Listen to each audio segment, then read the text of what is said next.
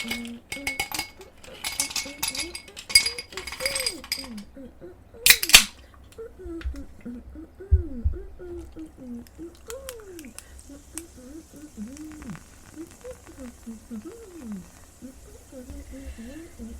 Cheers. Well, it's that time again. I'm Susan, And I'm Annie. and this is Two Two Friends, One one intense chat today. intense chat. One of those episodes. We're gonna get a little bit philosophical Mm. and kind of pose some questions that we may not have answers to.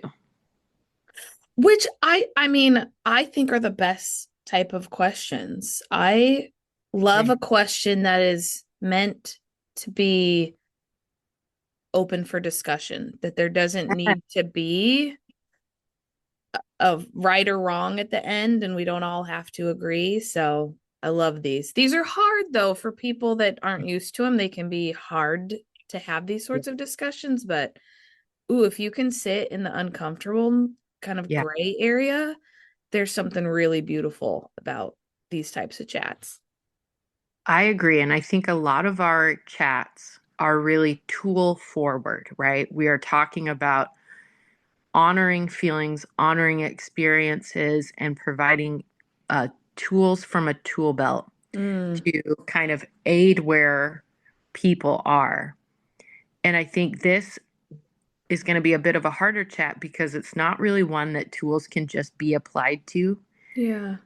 And I think it's a bit more of a systematic chat. So I really want to honor exactly what you said is that it might be uncomfortable. It might bring up a lot of feelings. And so if you're in a spot where you need some comfort and you need I want tools, I want skills. We've got so many episodes for that. And I would say jump over to some of those episodes. But if you're looking for really maybe some meditation points, or if you want to hear more our personal thoughts, stay with us because it's going to be fun and we're going to have a good time, but it isn't going to be as tool forward as we usually are. Yeah. When we put this podcast out, we say Annie and Susan get clinical, right? This is more the Annie and Susan part. This is the sort of stuff that I think, always have and always will just kind of pose questions to each other and sit and talk about this. And as you'll see, I think, as much as we're alike and as much as we love each other, we don't always agree on stuff. Yeah. And I love that. I do too. Because this is kind of one of those things where I'm like, can this even be agreed on, right? It's right. It doesn't, there are so many facets of life that don't need to be agreed on because it's really through your lens and your personal experience on how you view it. Yeah. I think it's one of those things where it's great communication has to do less with agreeing and more with understanding how people came to the conclusion that they came to. And enjoying learning about their life experiences and things like that. So that being said, I'll do a brief introduction. Okay. As all the listeners know, I turned 40 this year, which is awesome. I actually am jazzed about it. I know people have lots of feelings about aging. I'm thrilled. So that I think is awesome. Yay. I know. It was super fun. I had a great birthday party. My brother and sister flew out and they are in Oregon and California. And you don't get a lot of times with your siblings one-on-one. Because we all have lives and families and jobs and, all of the things. So it was a hilarious good time. I treasure moments like that. That being said, we are also changing presidencies this year. Yeah. Right. On the 20th, I believe. And we are going through just huge amounts of political changes. Yeah. And I started to feel and really reflect when I was a kid. I remember the matriarchs and patriarchs at like, social dinners or whatever. They would all get together and we used to joke about how they were quote unquote like complaining about the government. Mm, And yeah. they all had this strong influence of like this doom and gloom, like that things weren't going well and that there were predictors of things not going well. And as a kid, I was like, yeah, well, nothing's changing. Like, I'm still living, I'm still existing, like Right. whatever. Right? Just doing my Annie thing. And now I feel very reflective of what they felt. Like I feel Mm, politically, and I don't just mean US politics, I mean global politics, yeah. Yeah. that things are not going well, Yeah. especially for women. Like that things are, and it feels for the first time dangerous. Yeah. Um, Yeah. Yeah. Yeah. Yeah. and The first time for us in our lifetime, it feels yes. dangerous. I want to honor that historically it has always been very Oh, dangerous for a yes. lot Sorry. of people. Yes. Yeah. Yeah, yeah. Yes, I would say yes. Thank you for clarifying that because reflective historically and in other countries it's always been dangerous. Exactly. But you're right. I am really speaking very Annie centered. From a personal lens right now. Yeah. Right. Yeah. Yeah. Yeah. That things feel politically unsafe Yeah. and Hmm. they feel um and I really am feeling that pressure of the world. It feels like the world is burning around me, or it feels, maybe a better way to describe it, I am feeling that things feel unstable and unpredictable, um ec- uh on a personal level politically. I don't know if I'm Yeah. describing it well, but I appreciate your distinction. Well, and I would honestly kind of agree with is the world burning around me. I like that phrase, especially because I don't know if we've talked about it on here, but I in college, my apartment did burn down in the Yeah, middle of the night. So yeah, like I've personally been through something burning down around you. yeah. And there are a lot of similarities. You are just watching Mm, this absolute what feels like destruction and in the true fire situation it is, and there just isn't a lot you can do. yeah, That kind of feeling of like what how did this happen, like how did this start, how did I not stop this, right? yeah, And now there it just sometimes feels like you get to a tipping point like it truly is with a fire where it just kind of is, yeah, right? Can I mitigate some of the damage? Maybe, but I can't just stop this where it is right now. yeah. And that is kind of what it feels like. Yes, that echoes with the feelings that I'm having as well. Yeah. And I really appreciate the personal nature of that analogy because I think you really touched on it. It's like you didn't start it, and now it's like this whole force Yeah. of like horrific change. That's sort of how I feel. Like there's this giant force of horrific change around me, and I feel unsafe, and I do feel personally unempowered to change it, which is, um, I think maybe now that we're discussing it, is probably the most pivotal point of like perspective that has changed because as a youth, I viewed these systematic problems and changes as something that I could be empowered to work with my peers and come up Right. against. And we could join forces. We could become this force to work against these large systematic injustices. And I think for the first time, I have a much more rich community of people ready to fight, which is beautiful. Like, and I Mhm. mean, I don't mean fight physically gross. I mean, Right. fight these, and I feel even more unempowered. And I think, so that I think is probably one of the things that's really making me realize how drastic and dire things are.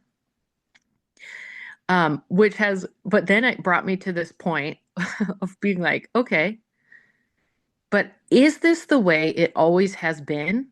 Like Right. that, like, is this what my matriarchs and patriarchs were talking about? And I can just see it for the first time, like Mm-hmm. through age and growth and, spending the time to learn, or is it much worse? Right. And that's the question that I have been meditating on. And it's kind of one of those like, I don't know, man, if there's even an answer, Yeah. but it is where I'm at. And I want to share my thoughts, but before I do, I want to jump back a teeny bit Yeah. to the fire piece and why I think it fits is to me right now it feels like not only is it this like big change or shift, Yeah. but a true destruction of what I thought we had, right? Or the places we had gotten to. And I don't know if you feel like that on your level, but like, and remember, this is all gray and everyone gets to have their thoughts and Yeah. feelings. And I don't want to make this black and white because it's not. The world's gray. But like Yeah. the overturning of Roe v. Wade, right? Yeah. That feels destructive on some level. Like there had been work to get to a thing, Yeah. some sort of level of safety or choice or whatever it is. Yeah. So more so than just change to me, some of this truly does feel like things we collectively, right, had Yeah. worked for are truly being destroyed or taken away or taken down. So that's why I like your fire analogy, because it doesn't just feel like change, it feels like loss in a lot of areas. So Yes. um I, the concept that it takes like basically it takes like 100 points of effort to build something. It takes 1 point of effort to destroy it. Like there's so much more effort to build things than there is to destroy things. And I really resonate with that, especially on a systems level. And so I think wrote that the turning of Roe v. Wade is a perfect example of how you can work so hard for something and how our legal system is designed poorly. mhm. Um, and the strategic moving of people politically with the Supreme Court, I think, has been a wake up call for uh, a pointing out of that injustice in the legal system, if you will. Mhm. Uh, Saying it lightly, but I think that's a great analogy for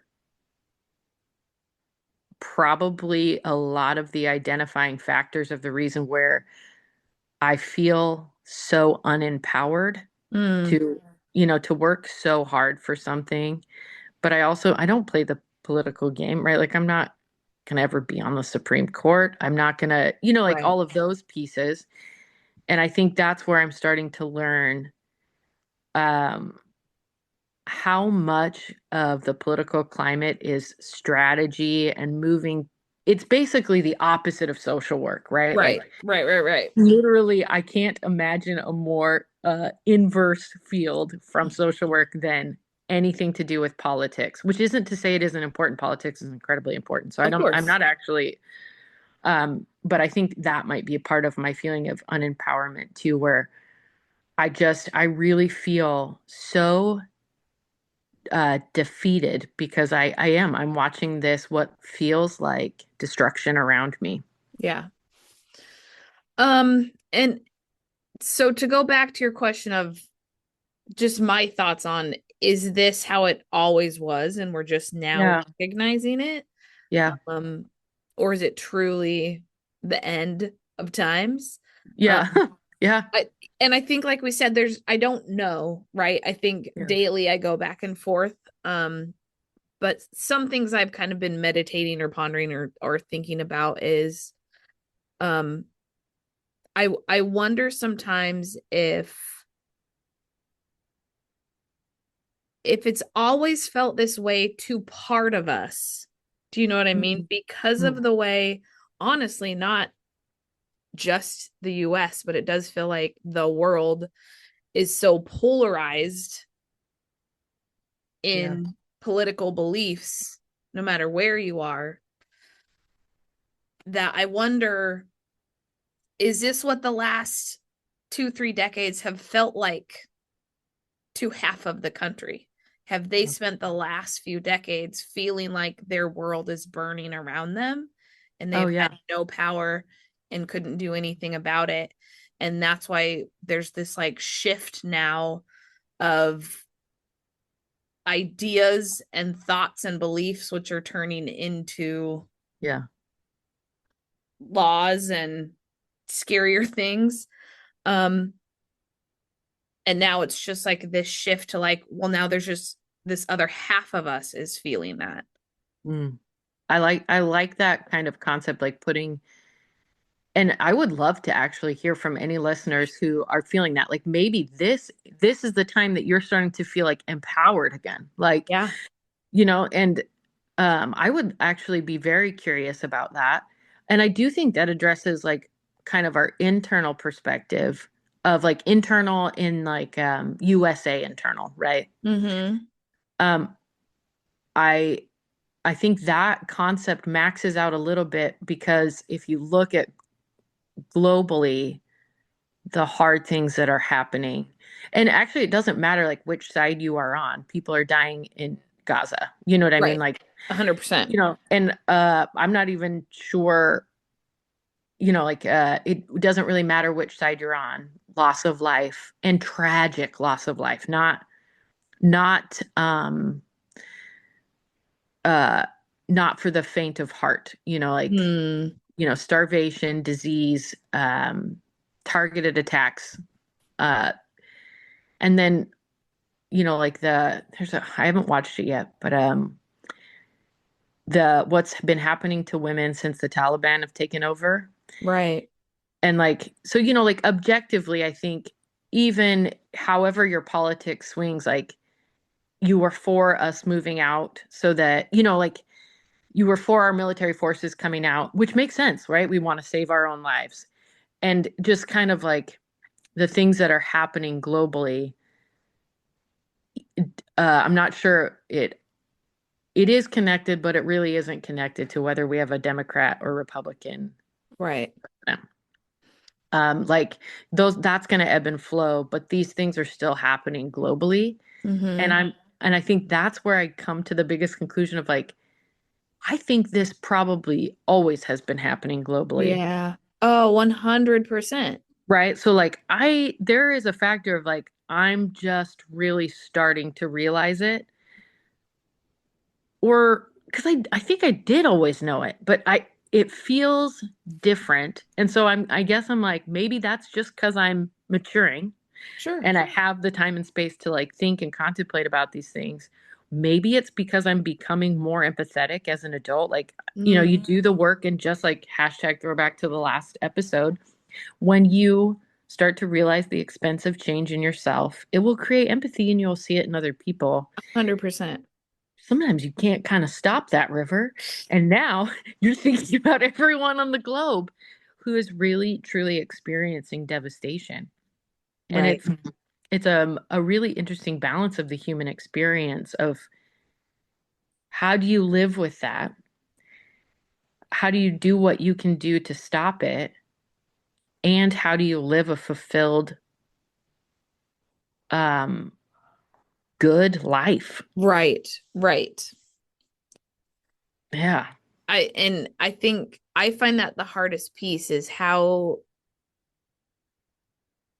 do you truly be that like crusader for justice in whatever piece Yeah. you feel strongest about and you head towards, but balance that with maintaining your Yes. sanity and your emotions and your own life. It feels daunting. It feels impossible a lot of the times, honestly. It feels like Yeah. I can't function as my own person and continue the life I have and fight as hard as I need to about that particular thing. Yeah. Yeah. Which is hard. I mean, yikes. I think you've really highlighted something that, and I'm so glad we're talking about it because it is impossible. Yeah. And I'm not sure there's any other way to really address it or um, put a name to it other than like we are, and maybe this is where I'm starting to feel unempowered, is that it is impossible. Mm. And I guess that's part of being 40 is wrestling with something that is impossible. Do you know what I mean? 100%. Yeah, when you're young, right? You can do it all and you can and I don't want people to lose that feeling. I mean, I think that's Agreed. important at that time of Yeah. your life to feel like you can conquer the world because some of you will. Yeah. Hell Some yeah. of you will be that person that will truly, be the Yeah. next president and do the next amazing thing. Like, I think we all need that. And in our own ways, we will all change the world on some level Yeah. with that sort of attitude. But there is what you can, I mean, and I hate to say this, we sound so old. We're only 40, but you get older and you get tired. Oh, yeah.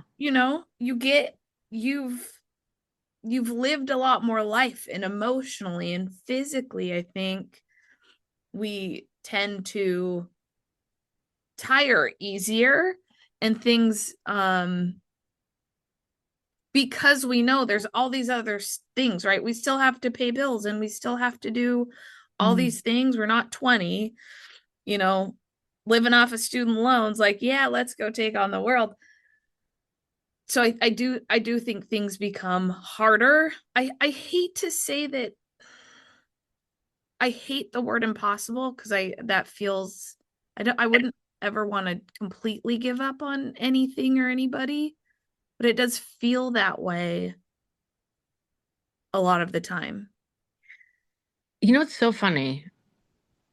I actually think the word impossible is encouraging to me. Is that weird? Um, I love this and I want to hear you think this out. I'm in love with Yeah. this. It's so funny that I'm hearing your reaction to it and I'm hearing like I'm realizing we are having different reactions to the word impossible because I actually kind of let me describe my feelings of it. I hear the word impossible and I think I hear almost opportunity in the fact that once you name something as impossible, Mm, once we recognize like, hey, there's a very high likely we are not going to be able to solve this. mm. It almost feels like the Dumb and Dumber. I don't, you know the movie Dumb and Dumber, Yeah, right? yeah, yeah, yeah.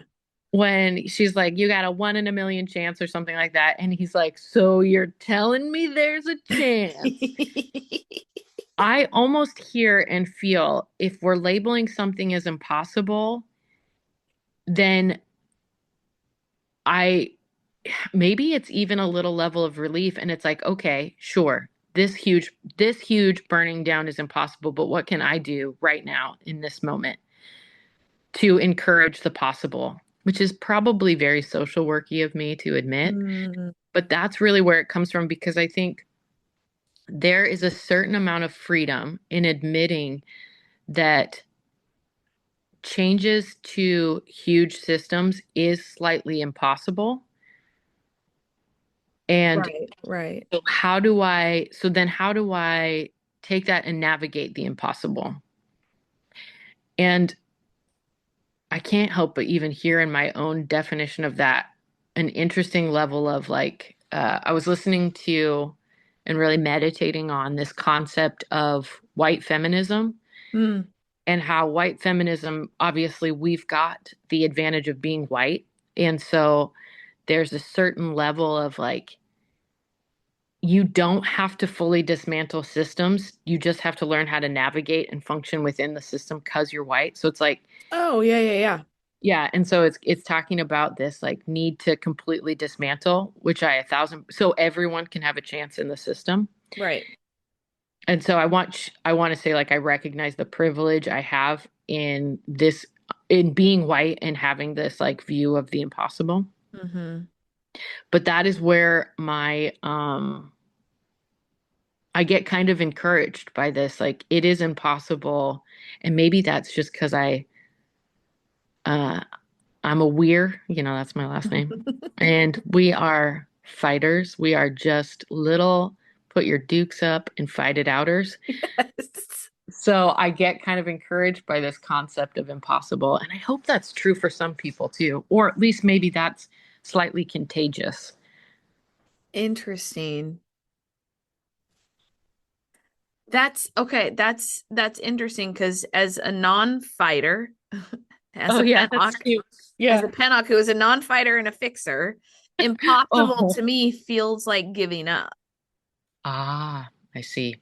The I word see. impossible to me means I I've I've given up. Not that it's impossible, but that I'm saying it's impossible, which means I give up, which means I failed. Oh. I didn't fix that thing. Okay, this is philosophical, Ooh. but maybe, Those core wounds. yeah, I know I love it, but maybe in hearing you describe it, I think this may help a little bit with my definition. Is like it's impossible to fix this thing. So let's not fix this thing. Let's then see how we can function outside of this thing and let it burn down. And I think that is a little bit of like understanding the influence of like listening to like a true feminist perspective that's like Yeah. inclusive of voices and not just white feminism. Yeah. And so I don't know. I have no idea how we do it, but I think it's why I'm encouraged by this concept of like it's impossible. And if something's impossible, we're fighting the wrong fight. Like I've realized one of my core values that has made me a very strong social worker Mm-hmm. is as a young kid, if I knew that I was going to lose a game, like I'm very statistical. I don't play games that I know I'm going to lose. I don't even like video lottery because I know it's stacked against me. Like Right. there are so many things I just won't do if I feel the odds are too far against me, which Okay. has actually made me really good in systems because Oh I'm yeah. yeah, I'm able to recognize when the cards are stacked against my clients, how we can remove some of that card stacking. Some of it's huge and systematic, and we are not there yet. And Yeah. I want to be very clear that our stacks are high against families of color and like any cost of difference. Like this is a hashtag throwback, but so I want to say that I don't say any of that lightly. Um, but I think systematically it's made me really good at my job. Yeah. To say if something's impossible, we're doing it wrong. Now we find a way to let that system just burn itself down and get Right. the needs met to our families. Like, how do we? Okay, so I think this is so interesting because I think the part I just shared is definitely core wound Susan, right? The like I Yeah. can't fix this. I've failed. I'm a failure as a Uh-oh. person, right? That's core wound Susan. That's not Yeah. Susan that's done all her work. And like you said, I think in my line of social work, that I think that's the piece that makes me good at that Oh, is I can look at this destruction and know I can't stop that. yeah. I can't fix it. I can't Yeah. fix your terminal diagnosis. I can't stop your house from burning down. I can't, whatever the thing is, but I Yeah. can sit here with you in Mm. it. I Oh, can that's I beautiful. can sit here and hold this destruction with you Mm. and knowing we can't fix it, I can sit with you in it. Yeah. And I think that's the piece that makes me the good social worker. And I think that's true right now, even like politically, right? It's hard, and no matter, I mean, it would depend on the person in the conversation, but regardless of your belief, like I can sit in your discomfort of whatever's going on with you in it. That doesn't mean I'm going to agree with you all the time, Absolutely. but I Yep. can sit in your version of the hurt that you're experiencing with whatever it is that's going on, and understanding that even though I view that thing completely different than you, I know you're hurting on some level, Yeah. and being able to kind of sit with people and kind of like to then like see that other side, recognize that for the last 2 decades there are a large group of people that have felt like we are feeling right now, Hmm. and I don't necessarily agree, Yeah. but I understand Yeah. how they might be feeling right now. Yeah. Yeah. I think you've really touched on another point of like when things are impossible. Not, Mm. and here we are being tool forward again. I can't stop it. I can't help it. I am who I am. I think that you have really highlighted one of the most beautiful aspects of you as a social worker and as a human in general, frankly.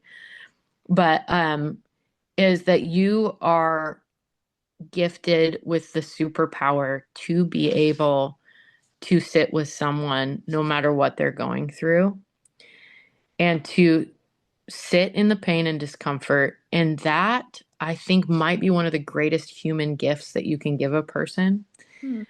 because we know relationship is everything. Like we know it is primal to our survival. And the fact that when things are impossible, you are present with a person. Mm. And there are listeners that have that gift. And I want you to know that if you don't have that gift naturally, you can work on it. Oh, Like that is, 100%. yeah, is a huge life skill to have. And I encourage you to work on it because one of the things that makes the impossible possible is relationship. And so to sit with someone in their darkest moments and remind them that relationship exists, um, we are yet on the cusps of understanding how important that is to human survival. But we are Mhm. going to find out, I promise you guys, brain science was going to come out and say that Ooh, that is the difference between making it and not making it. I it 100% agree with you on that. Yeah. 100% agree with you on that. Yeah. So here we are providing tools for when things feel absolutely impossible, when they objectively are impossible. Relationship, relationship, relationship. So if you have someone going through this feeling of it's impossible, even now, like I'm having these feelings and I'm sharing them with you. Yeah. And the reminder that there is that human connection, I would say is like step one. Like step one, not to know that I know what any of the steps are afterwards. Always. Well, and it's important, right, to like spend time thinking about these things, but then to like take that step to talk to someone about them. I I love that. think to sit and stew on this sort of stuff on your own all the time and never have discussions about Mhm. it could be very bad for your mental Destructive. health. I agree. Yeah. Yeah. I think that is so true. It's so important to have these thoughts, to have these, meditations, to think about it, but to not do it alone because you're right. Like the feeling of loss and devastation and that it's impossible and the real true feeling that the world is burning around you and to not talk that through and to not remind yourself of that human connection around you, Mm-hmm. man, that'll take you to some really, really dark places. Um, I think Agreed. that's a really good point. Yeah, agreed. And to hopefully, I mean, I would always, especially people newer in their mental health journey, would Yeah. always recommend having discussions with safer people. Amen. But in general, in the world, for those of us that are a little further along in our journey, like I always have conversations with people that are physically safe. Yeah. But Yeah. if you're in a position to and can find the right person to have these sort of discussions with that like don't necessarily think the way you do, these are, and it doesn't happen often. I can think of a handful of people that have very different views of the world. Half those people I know now I can't have these sorts of discussions with. Yeah. They're not productive, they're not helpful. Yeah. Um they're tit for tat. Yeah. They can turn emotionally Yeah. bad. But there's another half of people that have those exact same views as those that I can't discuss, but you can sit and have these sorts of talks Yeah. with those people. And I absolutely adore those times that I've had with those individuals that can truly believe and feel differently, but understand that not everyone agrees, and it's not about making you agree with me, Yeah. right? It's just about sharing my views and my feelings and my thoughts.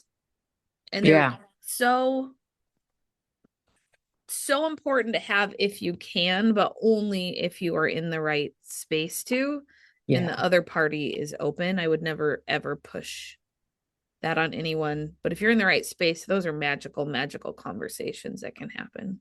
Yeah. I agree. I think, the way our political discourse is set up currently, it's about did you win and did you not win? Right. And unfortunately that transfers over into most human like interactions, and Yeah. boy, I would challenge listeners if every time you talk to someone and it feels like it's becoming an argument and you are judging whether you win or did not win that argument, let's get a therapist and talk Ooh, about that. yeah. Like for reals. And I promise you will be so much happier in your personal and relational lives because um arguments aren't one. Yeah. It's kind of like if you get into a power struggle with a kid, you've already lost. You know what I mean? Yep. If you get into an argument, you've already lost. Everybody's lost. That is a very personal perspective I have. And once I learned that, now that being said, right, our court system, our legal system, all of those things actually revolve around arguments. So Yeah. there in our society, there's immense amount of value in critical thinking and learning how to argue. But in relational and personal lives, it's not productive.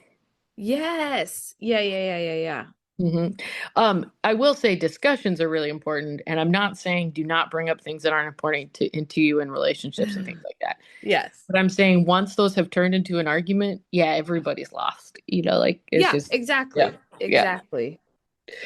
yeah, And if you can be that bigger person that can recognize that and then just like let it go and move on, you will be better for it. yeah. Believe And me. there are tools to say, like there are ways that you can say because I don't want people to feel like a doormat. But Right. you can say like, hey, this is actually turning into an argument because of the way you're approaching it on your end.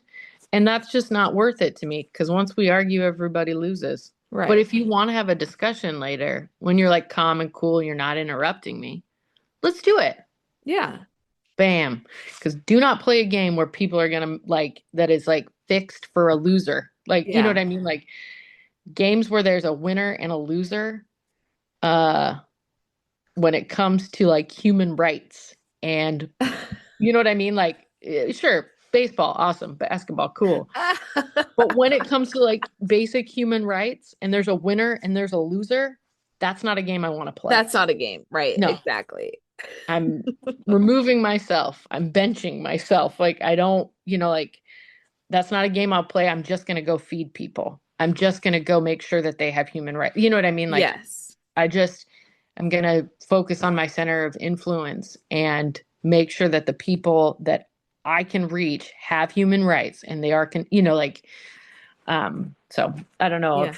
if, that's how my mind justifies where we globally are right now. Yeah. Well, and I think that really, hashtag throwbacks to our episode about like what to do when things are too I Yeah, can't remember that's what we right. titled it, but when things are too big or too hard. You know what? We haven't done that episode. What, we never actually did it? No, This we've is it. talked about it. Okay. I let's maybe say this is building up to it because I'm Okay. yeah, yeah, yeah, yeah. Yeah. What to do Okay. when you don't know what Oh, to in do. my head, we did that episode already. Maybe we did, but I don't think we did. I think we kept tabling it, being like, no, no, no, because I want to do a series. I want to do a series. I want to do a series. So maybe we can Yeah. maybe start that series a little bit here. Okay. Well, then it makes me think about what I would have said on that episode That's awesome. that I've said to myself. Um, when things feel that out of control and the world feels like it really is burning, and like you just said, you bring it back. And I always use my hand and I bring it really close to my face, like bring it Yeah. back to what you can do. So, like you said, well, that I can go feed somebody, right? So, Yep. like, do that thing then. Yep. Do the thing you can do until the world settles, hopefully, someday. Mm. Which like, and we can kind of close on this, but I think some of this is cycle of aging too, because Sure. I think a lot of that when I reflect is like, so what I can do is I can protect those I know and those around me Yeah. and really internally focus, which is why I think we need the balance of young and old because Yes. we need young people being like, let's shake up the system, let's do it well. And they also need like, someone to feed them and like, so there's some Yes. beauty in that. There's In also some, yeah. Yes. In all we do, we need all the ages, Yes, we do. Yeah. all the genders, all the sexual orientation, Yes. all Yes. of the, honestly, I truly believe all of the political beliefs. Like, Yeah. the world wouldn't work if we were all Republicans or all Democrats either. Like, Okay. Well, we're gonna get a big disagree. You're gonna get a big okay. disagreement from me on that one, but I think it's about balance. I would the world be a lovely place if everyone was like me? Maybe, but there'd be like a lot of things wrong with it too. Like, I understand that there's strengths in everyone. listen, I would No, live in a still world. no. I would live in a world with a million bazillion Susans. Okay, I'm just gonna be honest. It would be people would recycle and they'd be kind and they would. So I'm gonna put a hard disagreement on that one. Um, but of course, that's just Okay, me. well, we'll I'm go with all the biased. ages and all the genders and sexual orientations, and but I Hmm. agree with you on that fact that like you need all of those Yeah. people Yes. At the table, at the making the table. decision. Yeah, yeah, Yes. yeah, yeah, yeah, Yeah, yeah, yeah. yeah. Yes. Races, ethnic identities, Yes. religious backgrounds, like, and I think that's where it gets super hard is what, anyway, there's so much to be said there, but I think one of the things that we've really hit on almost kind of on accident just by talking about it is when things are impossible, relationship, relationship, relationship. Mm, And let's start there. And I think that rings true for where I'm at is like I am so overwhelmed with gratefulness for the interpersonal relationships that I have because while the world does feel like it's burning in a lot of ways, I feel like I have objective evidence for that. yeah. Um, uh, I am overwhelmed by the gratitude of relationships that I have with people where I'm able to talk about this, to process it, to get back to a point that I'm like, okay, then what do I do when things are impossible? How Yeah. do I plan around this? And I think that takes something very unhopeful and turns it into a hopeful challenge. Mm-hmm. And so I don't know if that resonates for our listeners, but I certainly hope it does. It does for me. I mean, I think you answer the question, is the world burning? Yeah. Yeah. Yeah, Yeah. and Just it yeah. always has been. Yeah. And it probably will continue to. Yeah. So like Mr. Rogers said, right? Look for the helpers. Oh, I love Mr. Be Rogers. I be have the to, helper and look for the helpers. That's how we get through this. yeah. By doing what we can and being in relationship with those standing next to us watching it burn. Mm. It's very insightful. Well, Mr. Rogers does that, man. God, he's so awesome. You know, one of the things that I'm like, the world is burning. If they cancel Sesame Street, We're done. we're done. It's Then, on okay, fire. then Burning down. it truly is the end of the world. To Seriously. me, that would be. There's already a few things that I'm like, I don't know, maybe we are there. Sesame Street being canceled, that would be the for sure. Done and done. Primary It's over. indicator. It's over. I'm like, oh, it's over. It's done. The world hath burned. Like, It's we did it. We got there. congratulations, society. You failed. Sorry, we're being naughty. We're being naughty, but it is we do that occasionally. We get to be naughty sometimes if we Yeah. need to. Yeah. Yeah. Oh man, but Sesame Street is just the most beautiful, inclusive, kind, relationship building, educational, fun, Yeah. effing fun. It made skill building fun for me as a kid. I loved it. I've always loved I still have a huge affinity for the Muppets, you know that Of anything course. Muppet oriented because And real. And they're not afraid to hit the hard stuff when they need to. You know? yeah. Oh my goodness. Supposedly Bluey's the same way. I have not watched it yet, but that's what Oh. everyone's saying is Bluey's doing it, man. Okay, I don't think I've ever seen it. I know that because Bluey isn't it in an Australian accent? Yeah. Maybe New Zealand. Yeah. Okay, that's the extent of my knowledge. I think I could recognize the artwork. Yeah. But I will maybe I'll watch a My little bit. TikTok has found it's not Bluey on my TikTok, but it's people, adults Oh, with or without children watching Bluey and like sobbing and like really getting in touch with their emotions. And but it oh, just sounds like Bluey's like the new okay. Bluey's going for it. Hey, I will try it. I'm into it.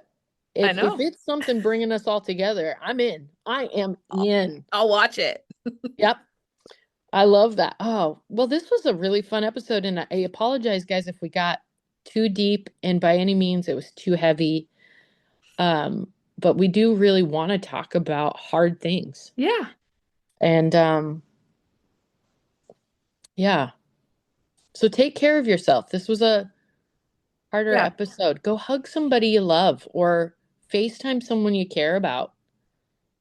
Yeah. Yeah. Yeah. If this hit and felt icky at all in any way, go find someone, turn and go find that neighbor, go get that hug, go have that phone call, do what you need to do. Obviously you can reach out to us if, Oh, heck yeah. share your thoughts and opinions, or just if we're the only safe space to put stuff, like that's okay too. Yeah.